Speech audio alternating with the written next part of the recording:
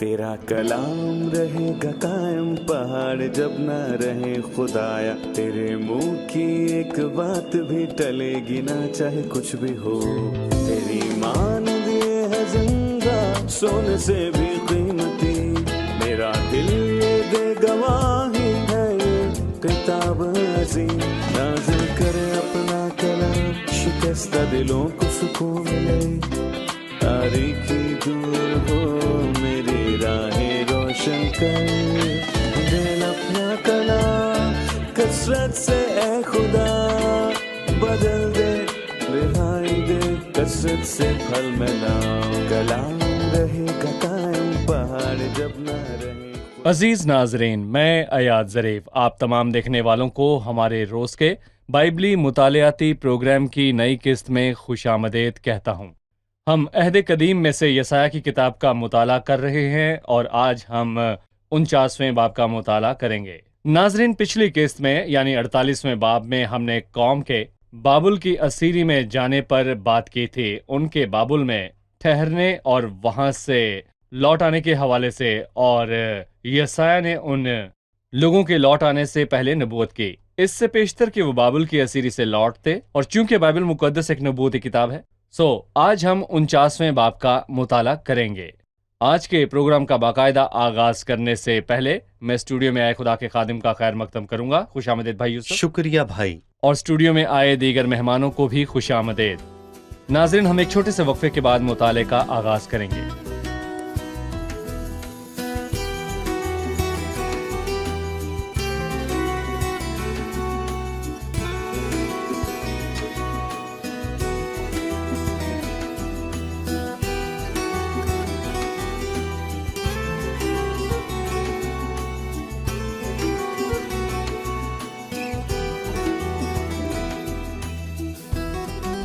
खुशामदीद भाई। आपका शुक्रिया। यसाया की किताब के 49वें बाब का मौजू क्या है? बुनियादी तौर पर वो दो बातें कहता है। पहले हिस्से में खुदावंद के खादिम के हवाले से और दूसरे हिस्से में इसराइल की बहाली के हवाले से बात करता है। और मैं आपको याद दिलाना चाहूंगा कि 49वें बाब से दूसरी किताब का दूसरा हिस्सा शुरू होता है। और हमने जाना कि यसाया ने दो किताबें लिखी, पहली एक था 39वें बाब, दूसरी 40वें बाब से आखिर तक। दूसरा हिस्सा या दूसरी किताब, जैसा कि कुछ लोग कहते हैं कि 3 हिस्सों में तकसीम की गई और इसके हर हिस्से में 9 अबवाब हैं। 49वें बाब में दूसरे हिस्से की शुरुआत होती है। पहले हिस्से में बाबल असीरी और बहाली का जिक्र किया गया है। दूसरे हिस्से में बुनियादी बात मसीह और उसकी आमद, रद्द किया जाना और दुख उठाना और उसकी मौत है। बहरहाल इसके बाबरकत नताइज तीसरे हिस्से में नजर आते हैं, यानी मुस्तकबिल में लोगों की बहाली और बरकत और जलाल, आखिरी जमाने की बरकतें। सही। ये बाब खुदावंद के खादिम के हवाले से बात करता है। हमें बताएं कि किस पहलू के हवाले से?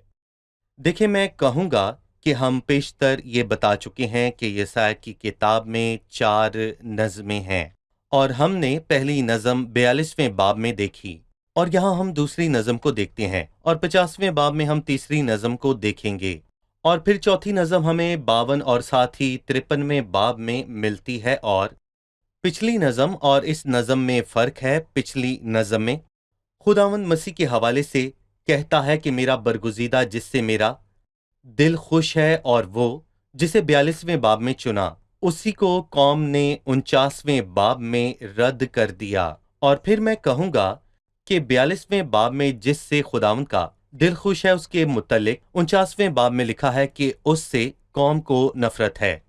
मैं यहाँ देखता हूँ कि मसीह मुशक्कत करने वाला एक खादिम है और उसका सिला खुदा का अजर है जो उसे उसकी अनथक मेहनत के नतीजे में खुदा से मिलेगा। सही। अब मैं चंद आयात पढ़ूंगा, उसके बाद आपसे सवाल करूंगा। ए जजीरो मेरी सुनो, ए उम्मतो जो दूर हो कान लगाओ, खुदावंद ने मुझे रहम ही से बुलाया, वतने मादर से ही उसने मेरे नाम का जिक्र किया, उसने मेरे मुंह को तेज तलवार की मानद बनाया और मुझको अपने हाथ के साया तले छुपाया। उसने मुझे तीर आबदार किया और अपने तरकुश में मुझे छुपा रखा। उसने मुझसे कहा, तू मेरा खादिम है, तुझ में ए इसराइल में अपना जलाल जाहिर करूंगा।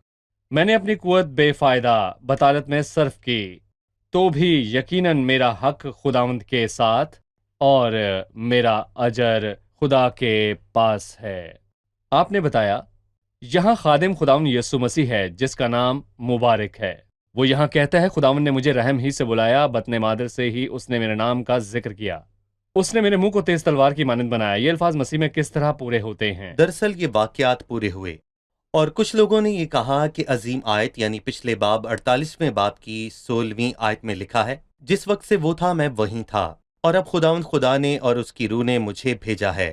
اس کی وضاحت اس باب میں کی گئی، اور مسیح کے متعلق جو الفاظ ابھی آپ نے پڑھے ان کے پورے ہونے کے حوالے سے اس میں نئے عہد نامے کی سادہ سی معلومات درکار ہیں، تاکہ معلوم ہو کہ ہر بات مسیح میں مکمل طور پر پوری ہو چکی ہے، اور کیا اس کا نام ماں کے باطن ہی سے رکھا گیا۔ اگر آپ متی 1 اور لوکا 1 کو پڑھیں تو آپ کو معلوم ہوگا کہ اس کے یسوع نام کا ذکر کیا گیا، چاہے کنواری مریم ہو یا بڑھائی یوسف، اس نے میرے منہ کو تیز تلوار کی مانند بنایا۔ کیا مسیح ایسا تھا؟ در حقیقت جب آپ متی کا 22واں باب پڑھیں تو آپ کو معلوم ہوتا ہے کہ مسیح اپنے مخالفوں کا منہ بند کرنا جانتا تھا، اور ہم مکاشفہ سے یہ جانتے ہیں کہ اس کے منہ سے 2 دھاری تلوار نکلتی تھی، جو کہ مسیح کے کلام کا ایک عکس ہے، جس کا مقابلہ نہیں ہو سکتا۔ مجھ کو اپنے ہاتھ کے سائے تلے چھپایا اور مسیح 30 برس تک ظاہر نہ ہوا۔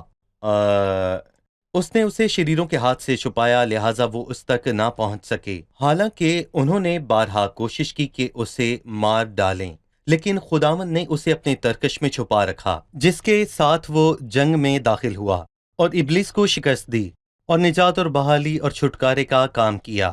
سو کسی کے لیے بھی اس پر ہاتھ ڈالنا یا اسے نقصان پہنچانا ممکن نہ تھا جب تک کہ اس کا وقت نہ آیا۔ شاید ناظرین میں سے کوئی یہ کہے کہ ہم ان الفاظ کی تفسیر میں بہت آگے نکل آئے ہیں اور یہ سوال کرے کہ آپ نے یہ نتیجہ کیسے عکس کیا؟ یہ الفاظ مسیح کے ہیں یعنی یہوہ کے خادم کے حوالے سے ہیں، خاص کر جبکہ تیسری آیت میں لکھا ہے کہ اس نے مجھ سے کہا تو میرا خادم ہے، تجھ میں اے اسرائیل میں اپنا جلال ظاہر کروں گا۔ ان الفاظ کا اطلاق اسرائیل پر بطور خادم ہو سکتا ہے، مسیح پر بطور خادم نہیں۔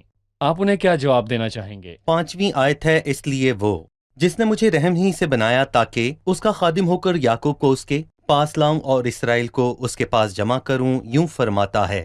خدا کا خادم جو اسرائیل کو اس کے پاس لائے گا، سو اسرائیل خود اس کا خادم کیسے ہو سکتا ہے؟ سو یہ مسیح کے لیے کہا گیا، اور میں یہاں پر یہ کہوں گا کہ مسیح کو انگور کا درخت بھی کہا گیا، اور یہ بالکل واضح ہے۔ یسایہ 5 میں تاکستان اسرائیل ہے، لیکن اس انگوروں کے تاکستان سے ناکام تعلق پیدا ہوا۔ یوحنا 5 مسیح نے کہا کہ انگور کا حقیقی درخت میں ہوں، جہاں پر اسرائیل ناکام ہوا اور مسیح کامیاب ٹھہرا۔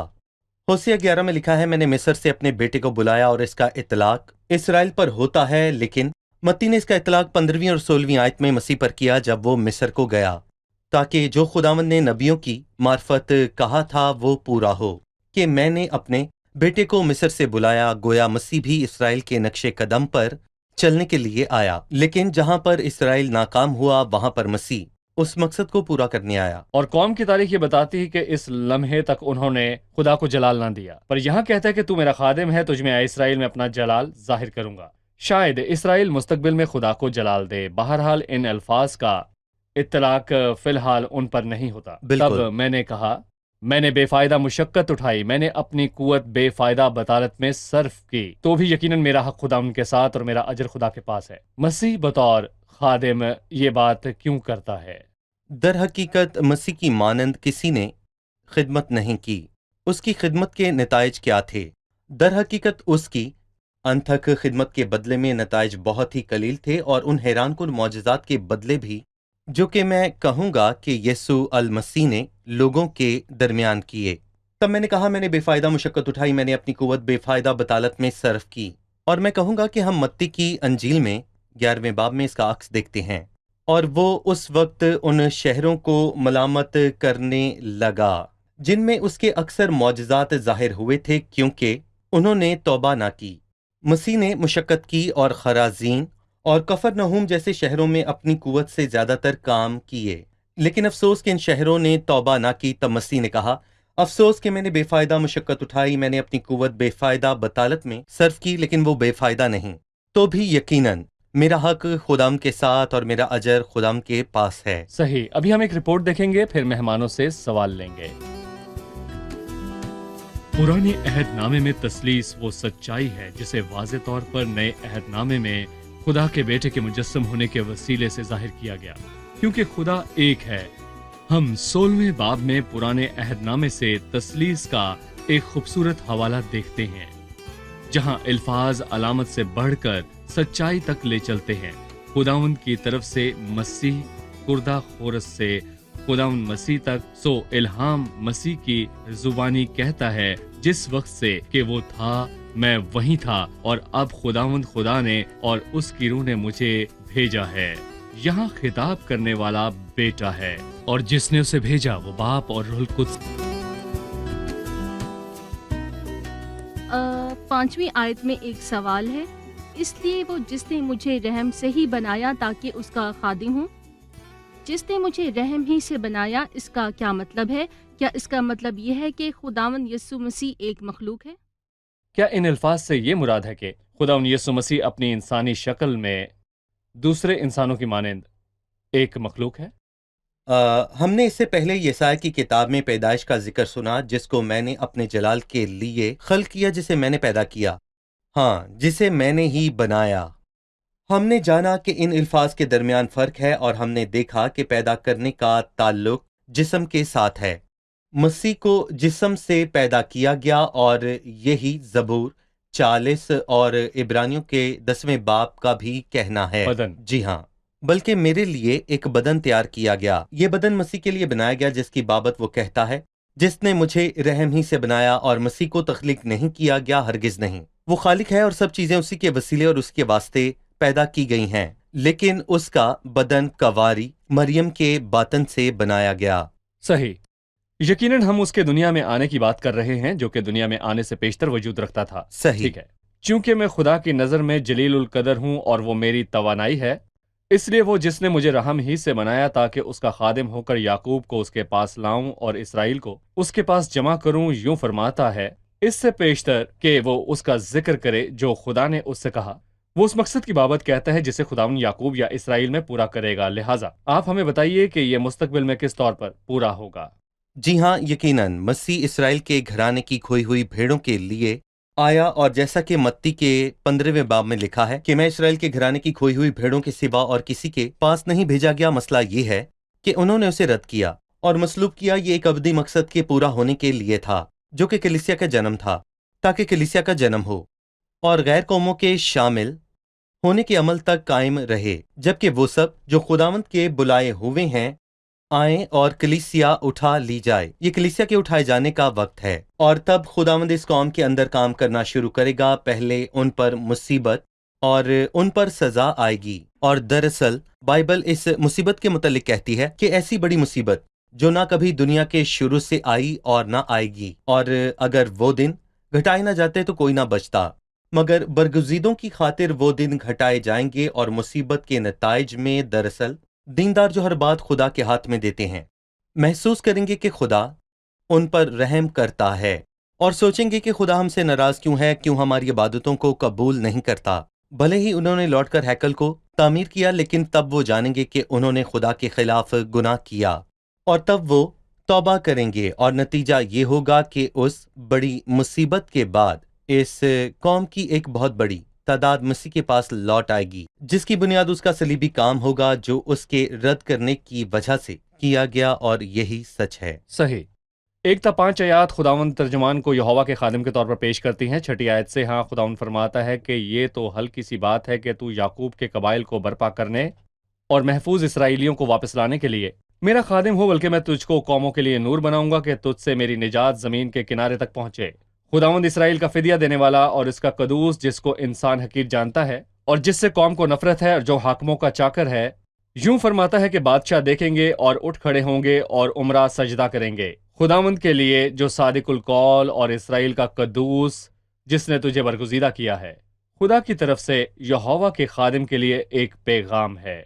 उस पैगाम में क्या कुछ है? वो उनसे ये कहता है कि उन्होंने मुझे रद्द किया, और दर हकीकत ये तो हल्की सी बात है कि तू तो इसराइल के लिए ही आया, बतौर फर्जंदे खुदा जो सलीब पर अपनी जान देकर एक बड़ा काम करने वाला है। तेरा मकसद फक्त इसराइल नहीं हो सकता, और जरूर है کہ اس مقصد میں ساری دنیا شامل ہو بلکہ ساری کائنات، اور مسیح نے صلیب پر ہر چیز کی بحالی اور صلح کی بنیاد رکھی اور اسی سے ہمیں مقبول ٹھہرائے، لیکن ہم اس کے لوگ نہیں، مطلب ہم یہودی نہیں۔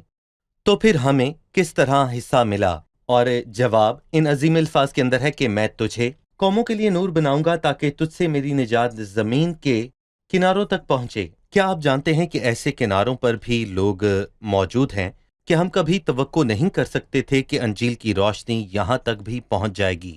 بہرحال ان تک انجیل کی روشنی پہنچی اور وہ تائب دل کے ساتھ واپس لوٹ کر آئے اور مخلصی حاصل کی کہ تجھ سے میری نجات زمین کے کناروں تک پہنچی۔ سو جب لوگوں نے مسیح کو رد کیا اور اسے صلیب پر مصلوب کیا، تب خدا کا مقصد اور اس کا عظیم منصوبہ پورا ہوا، جس کے تحت غیر اقوام ساری دنیا سے آ کر مسیح کے بدن میں شامل ہوں گی۔ اور اس کا اعلان پرانے عہد نامے میں نہ کیا گیا بلکہ ہم اسے نئے عہد نامے میں جان پائیں گے۔ 8 تا 13 آیات میں وہ مستقبل میں اسرائیل کی بحالی کے متعلق بات کرتا ہے۔ ہمیں بحالی کے متعلق بتائیں کہ وہ انہیں کیسے بحال کرے گا اور اس وقت ان کی حالت کیا ہوگی۔ دیکھیں، اس قوم کا انجام ٹھوکر کھانا اور گر پڑنا ہے۔ رومیو 11 میں پالوس کہتا ہے کہ کیا انہوں نے ایسی ٹھوکر کھائی کہ وہ گر پڑیں؟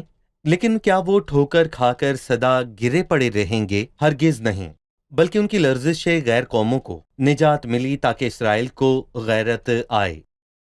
جیسا کہ ہم نے کہا کہ کلیسیا کے اٹھائے جانے کے بعد جب غیر قوموں کے اٹھائے جانے کا وقت پورا ہوگا تب وہ ایک بہت بڑی مصیبت سے گزریں گے، اور جب ایسا ہوگا تو ان کے درمیان جو دیندار ہوں گے تائب ہو کر خدام کے پاس لوٹیں گے اور جھوٹے نبی اور اس حیوان کی پرستش سے انکار کریں گے اور مسیح کے آسمان سے آنے کا انتظار کریں گے، جو دوسری آمد میں ظاہر ہوگا گناہ کا مقابلہ کرنے کے لیے نہیں بلکہ ان کو بچانے جو شدت سے اس کے منتظر ہیں۔ بحالی کی حالت کے لیے 9ویں آیت میں لکھا ہے، تاکہ تو قیدیوں کو کہے کہ نکل چلو، اور ان کو جو اندھیرے میں ہے کہ اپنے آپ کو دکھاؤ۔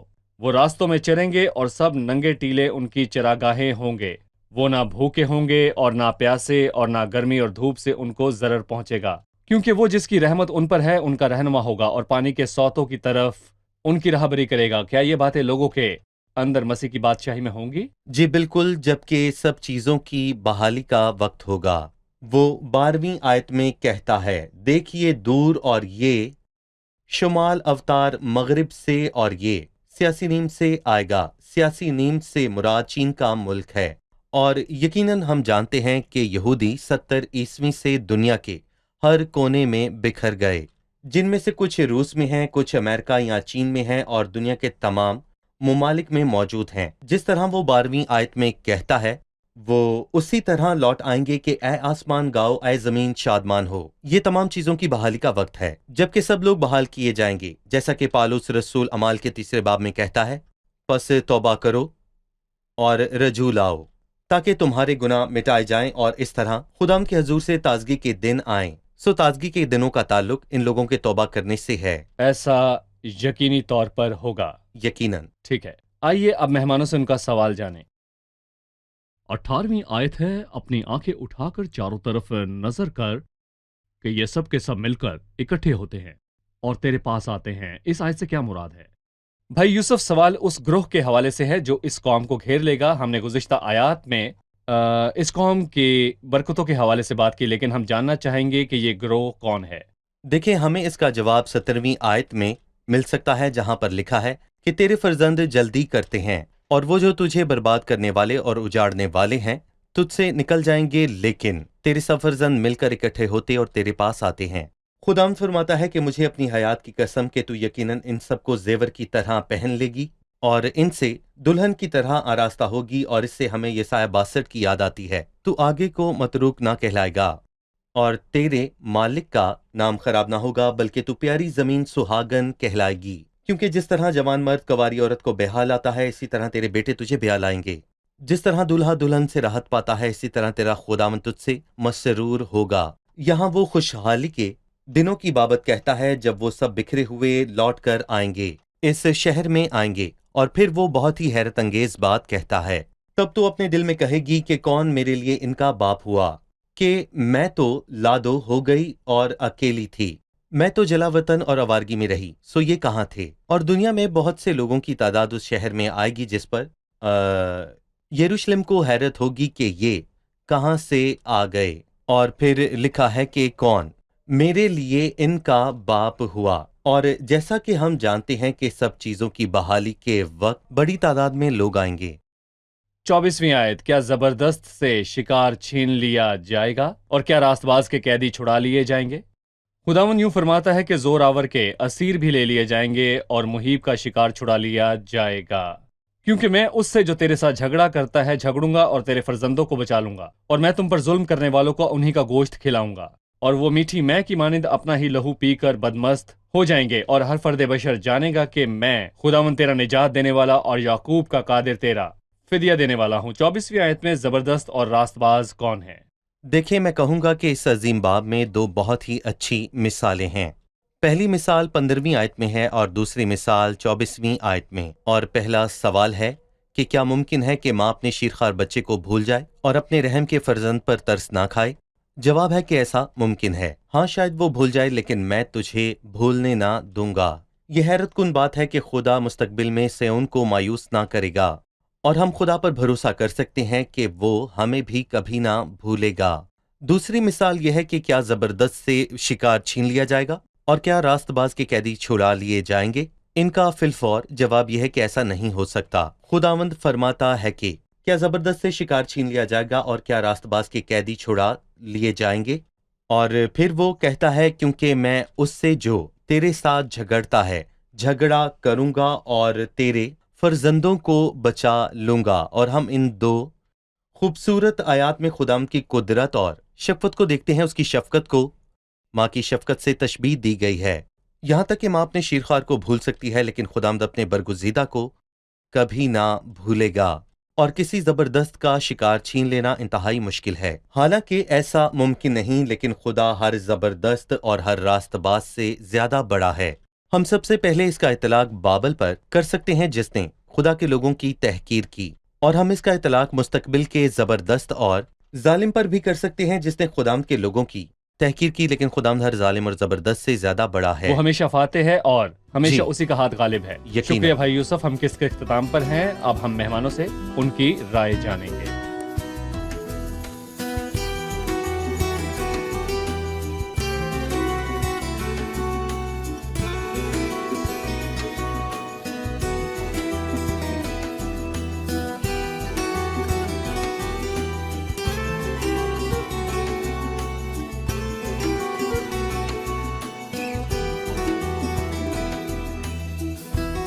انچاسویں باب کی پہلی آیات خداوند کے ترجمان کو یہوہ کے خادم کے طور پر پیش کرتی ہیں۔ اس نے اپنے متعلق کیا کہا؟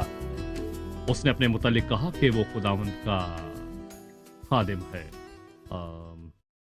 اس نے مجھے تیر آبدار کیا اور اپنے ترکش میں مجھے چھپا رکھا۔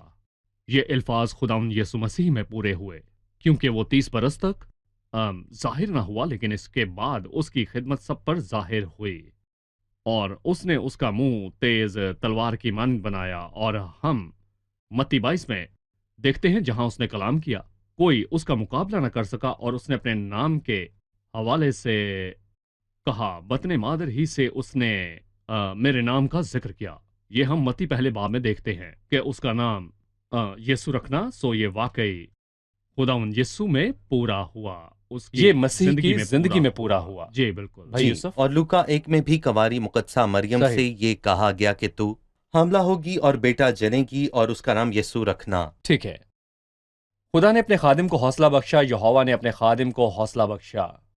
اس سے یہ فرمایا کہ یہ تو ہلکی سی بات ہے کہ تو محفوظ اسرائیلیوں کو واپس لانے کے لیے میرا خادم ہو، بلکہ میں تجھ کو قوموں کے لیے نور بناؤں گا۔ مسیح میں یہ الفاظ کیسے پورے ہوئے؟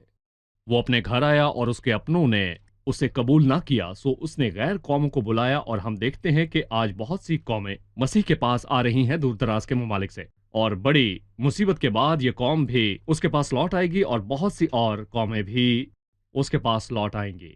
ٹھیک ہے بھائی یوسف؟ صحیح، ٹھیک ہے جی۔ سو 1000 سالہ بادشاہی میں خداوند اسرائیل کا بادشاہ ہوگا، دنیا کا عظیم بادشاہ ہوگا پوری زمین پر۔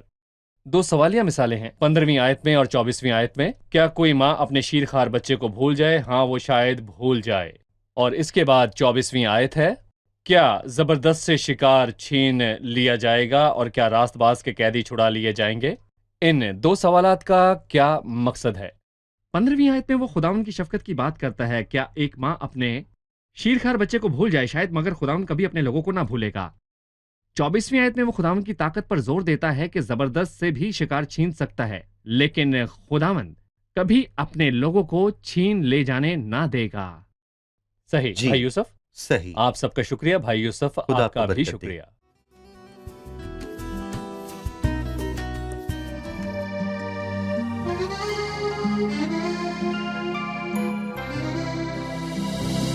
تحملني يداه وتعتني طول الزمان وفي طريق خير يقود سيري كل آن في الليل والنهار يحيط بي ستر الأمان فلا أخاف شرا يسوع يكفيني ضمان تحملني يداه تسترني دماء يأسرني حب يسوع تحملني يداه تسترني دماء يأسرني حب يسوع تسترني دماء وبره يوم الحساب مهما طمت ذنوبي ولو علت فوق السحاب ما دمت في المسيح فلست أخشى من عقاب وعندما يراني لا لوم أو حتى عتاب تحملني يداه تسترني دماء يأسرني حب يسوع تحملني يداه تسترني دماء يأسرني حب يسوع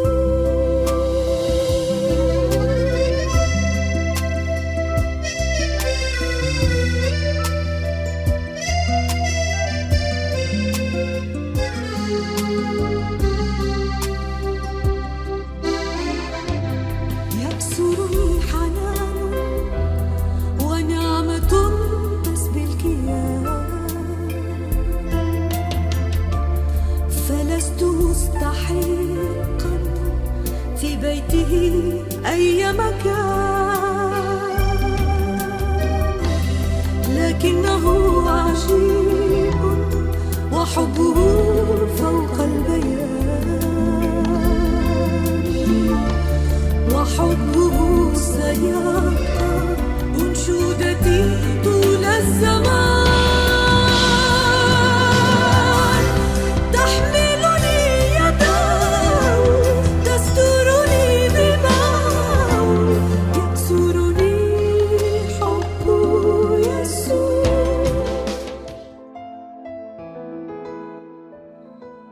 तेरा कलाम रहेगा कायम पहाड़ जब ना रहे खुदाया तेरे मुंह की एक बात भी टलेगी ना चाहे कुछ भी हो तेरी मान दिए है जिंदा सोने से भी कीमती मेरा दिल ये दे गवाही है ये किताब अजीम नाज़िल करे अपना कलाम शिकस्ता दिलों को सुकून मिले तारीखी दूर हो मेरी राहें रोशन कर दिल अपना कलाम कसरत से ए खुदा बदल दे रिहाई दे कसरत से फल में नाम कलाम रहेगा कायम पहाड़ जब ना रहे खुदाया तेरे मुंह की एक बात भी टलेगी ना चाहे कुछ भी हो